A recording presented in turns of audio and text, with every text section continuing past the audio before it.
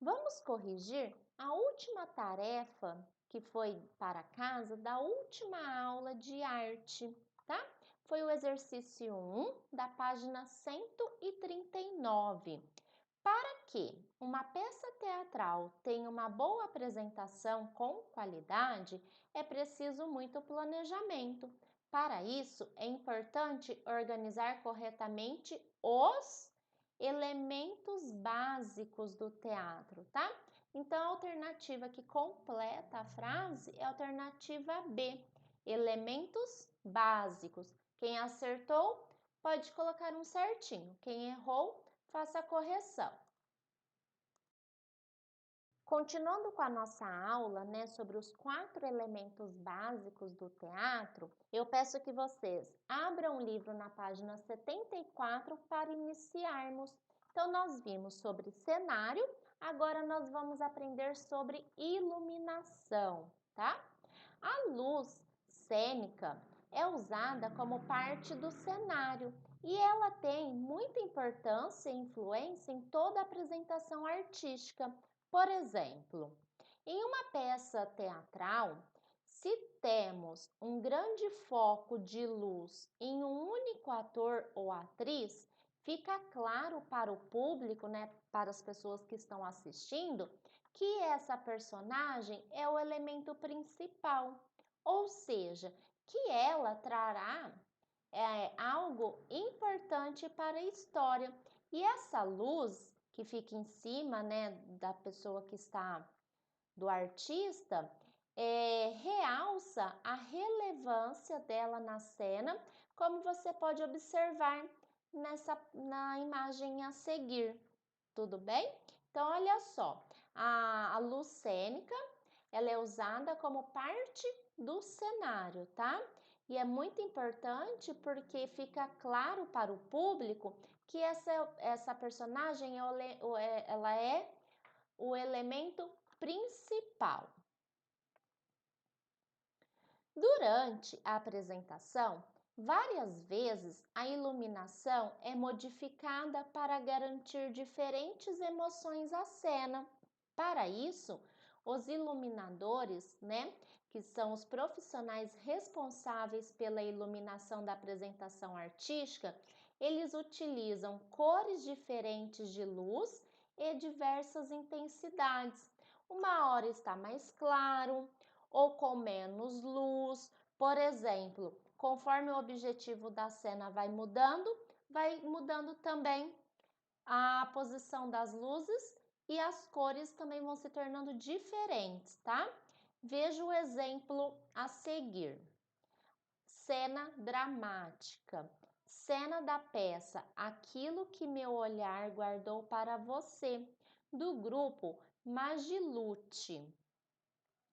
Você já assistiu a alguma peça teatral e percebeu o uso da iluminação para garantir um clima diferente de emoção à cena? Se nós estivéssemos na sala de aula, eu queria escutar, né, as respostas de vocês, tá? Então, nesse momento, não tem como nós compartilharmos essa experiência, tá? Logo, quando surgiu o teatro, por volta do século 6 a.C., na Grécia Antiga, a iluminação era natural. Afinal, as peças eram encenadas ao ar livre durante o dia. Dessa forma, não se usava iluminação artificial como os elementos das cenas. Alguns séculos depois, na Idade Média, essas encenações começaram a ser realizadas dentro das igrejas, né, em lugares fechados que utilizavam a iluminação feita pelas grandes janelas coloridas, que são os vitrais. Então, antigamente, né, na Grécia Antiga, a iluminação era natural, não tinha a iluminação artificial, tá? Olha só, vitrais da abadia de Saint-Denis e o efeito da luz através deles. No período da manhã, era utilizada a luz solar vinda das janelas e dos vitrais. Mas Nas apresentações noturnas, eram usadas tochas ao redor da encenação para iluminar todo o ambiente. Com o surgimento da lâmpada elétrica em 1879, que foi desenvolvida por Thomas Edison, a forma de iluminar o teatro mudou e, aos poucos, a luz foi se tornando uma forma de expressão para a apresentação artística. Já a partir do século XX, a luz se tornou um elemento indispensável nas apresentações teatrais e musicais, tá? Então, antigamente, era só a luz solar mesmo ou usavam tochas à noite. E com a descoberta da lâmpada elétrica, né, que foi desenvolvida pelo Thomas Edison, a partir do século XX, a luz se tornou um elemento indispensável nas apresentações de teatro e música.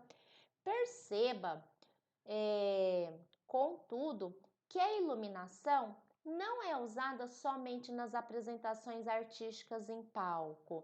Ela também é usada nas exibições de obras de arte em galerias e museus. Quem já foi em algum museu, né? E observa, olha, nós podemos observar aqui pela imagem, a luz, ela é refletida na obra de arte, tá? E ao frequentar uma exposição de arte, por exemplo, é possível notar que cada obra recebe uma iluminação individual, tá? Para que ela tenha destaque e nós possamos observá-la melhor. Veja esse exemplo. Exposição de obras de arte em Londres, tá? Então é importante nós sabermos que a luz não é utilizada apenas em apresentações nos palcos. Ela também, pensando no lado da arte, né? Ela é usada em galerias e museus para iluminar as obras, tá? E cada obra, né, cada quadro recebe uma iluminação individual. Essa iluminação é especial, porque as obras não podem simplesmente ter uma luz forte sobre elas. É preciso ajustar a intensidade da luz para que ilumine a obra, mas sem danificá-la ou prejudicar a observação do público devido a pouca iluminação. Então, não é qualquer tipo de luz que você vai utilizar para iluminar aquela obra, tá? Tem que ajustar a sua intensidade com muito cuidado. Para isso, é importante que a luz esteja em uma posição exata sobre a obra, de modo que a cor não interfira na obra apresentada. Esse tipo de iluminação é chamado de iluminação expositiva, sendo normalmente projetada por um arquiteto. É como a tia Rê disse, né? Não é qualquer tipo de iluminação que eu vou poder iluminar aquela obra de arte. Tem todo um estudo, né? Todo um cuidado para que possamos fazer a iluminação correta da obra sem danificá-lo. Você sabia? Olha que interessante. Nos museus de arte é proibido fotografar obras utilizando flash, que é aquela luz da câmera ou do nosso celular. Essa proibição existe, pois, com o passar do tempo, essa luz intensa das máquinas fotográficas e celulares, elas podem apagar ou alterar as cores das pinturas. Isso acontece porque todo objeto, mesmo que não seja uma obra de arte, quando ele é exposto aos raios ultravioletas, ele perde a sua pigmentação, ou seja, ele vai perdendo a sua cor. Por isso, se deixarmos uma roupa ou um brinquedo colorido no quintal durante alguns meses, ele poderá mudar ou perder totalmente a sua cor, né? Então, isso acontece. Assim, para melhorar a preservação das obras de arte, existe a proibição de flashes, tá? Estudos feitos pela Galeria Nacional de Londres, em 1995, comprovaram que existe o dano, ainda que pequeno, mas existe, tá? Portanto, o melhor é respeitar a regra para não danificar as obras de arte. Então, quando vocês forem visitar algum museu de arte, eles deixam fotografar, mas não podem utilizar o flash, porque a luz do flash danifica as obras de arte. E um outro elemento, né, básico do teatro é a maquiagem. A maquiagem no teatro ou em outras apresentações artísticas é uma forma de mostrar a transformação dos artistas e evidenciar as características e a personalidade de seus personagens. A maquiagem, quarto ano, atribui a característica visual da personagem aos atores para a criação de sua personalidade e função na peça, o que garante expressividade e apresenta ao público uma aparência física diferente do natural, criando uma pintura viva no palco. Então, dependendo a peça teatral, né, que precisa mudar essa aparência física, o que eles utilizam? A maquiagem, tá? Olha só. Para se criar uma maquiagem artística, que será usado em uma peça ou uma apresentação, o que é preciso? É preciso que o profissional dessa área, conhecido, chamado como maquiador, acompanhe os ensaios e perceba cada ator e cada personagem, como ele se desenvolve no palco. Porém, a maquiagem só pode ser terminada quando o figurino, a roupa, né, que eles estão usando, também estiver terminado, porque os dois têm que combinar para assim o personagem obter uma identidade visual.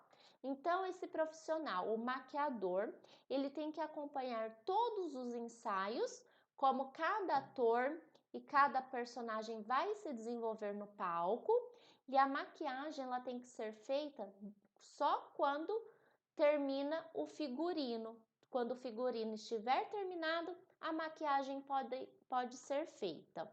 Na Grécia Antiga, os atores utilizavam máscaras para caracterizar seus personagens e intensificar a expressão deles para o público. Já no século XVII, com a iluminação de velas dos teatros, os artistas eles tiveram que criar uma nova forma de realizar a maquiagem teatral para destacar as expressões difíceis de serem vistas com a luminosidade baixa.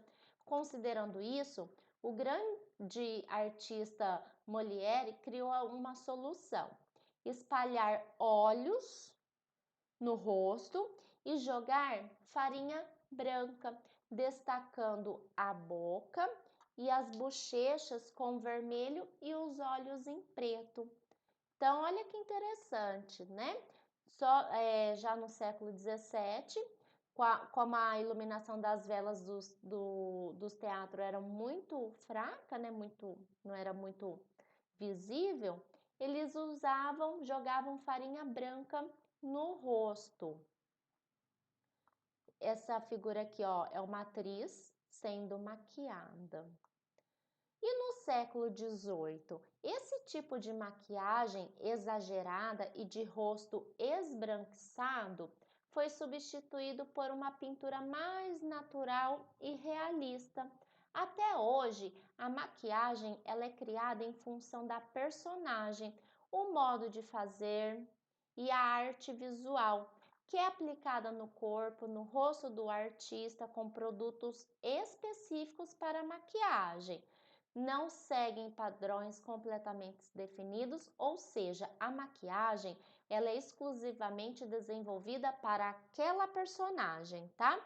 Então, no século XVIII, esse tipo de maquiagem que deixava o rosto todo branco, né, com a farinha, ela começou a ser substituída, tá? Por uma maquiagem mais natural. Estudamos a maquiagem no teatro, mas no cinema ela também é muito importante, pois será observada em tamanho grande na tela e, em muitos casos, é a principal responsável por transformar o ator na personagem que será apresentada. Então, olha só, vale lembrar que a maquiagem não é utilizada apenas no teatro, e sim também no cinema. Aqui a peça O Misantropo de Molière. Para se transformar em personagens com uma aparência muito diferente da que possuem, os atores de cinema ficam muitas horas sendo maquiados e se preparando, o processo que chamamos de caracterização.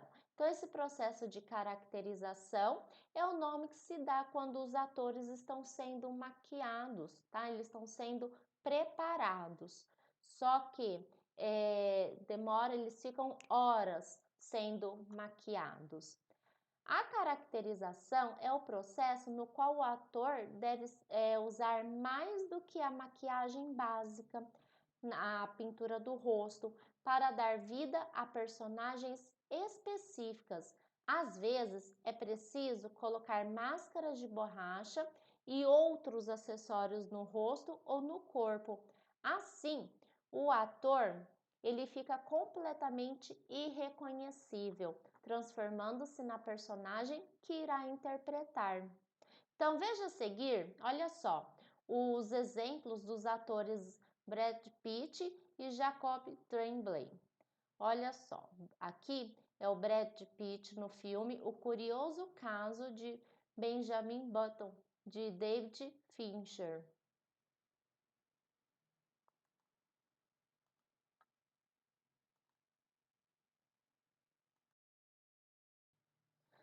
No filme O Curioso Caso de Benjamin Button, o ator vive a história de um homem que nasce com a aparência de um idoso e vai rejuvenescendo à medida que o tempo passa. Assim, o mesmo ator, ele teve que aparecer no filme com diferentes idades e diversas aparências. Para isso, foram utilizados maquiagem e efeitos digitais para dar vida às diferentes fases do personagem. Olhem só, né? Aqui vocês conseguem observar do filme Extraordinário. O filme Extraordinário conta a história de um menino que nasce com uma deformidade facial e aos 10 anos irá pela primeira vez à escola. Para viver esse personagem, o ator ele teve que utilizar em todas as cenas a mesma maquiagem no rosto e a mesma caracterização para representar a deformidade de sua personagem. Por isso que a maquiagem nos filmes ela é muito demorada, né? O seu tempo é mais prolongado, porque um filme ele demora vários dias, né, para ser filmados, tá? Então, vocês aprenderam hoje esses dois elementos básicos do teatro: a maquiagem e a iluminação. Tudo bem?